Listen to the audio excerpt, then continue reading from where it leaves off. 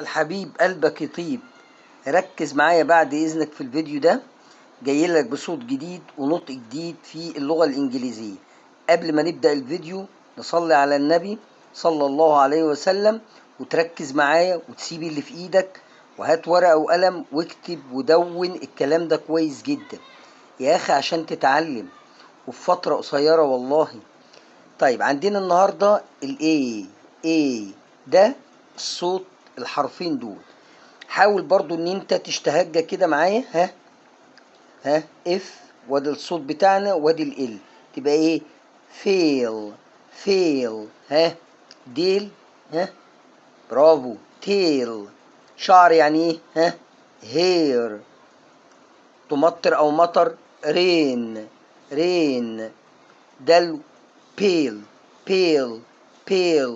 معرض فير. مسمار او ضافر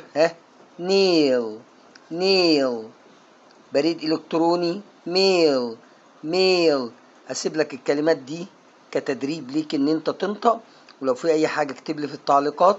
ويا رب لو الفيديو عجبك واستفدت منه ما تبخلش علينا بالاشتراك بتاعك، تشرفت في القناه، وطبعا فضلا وليس امر، وتفعل زر الجرس وتخبطنا بلايك حلو وجميل زيك.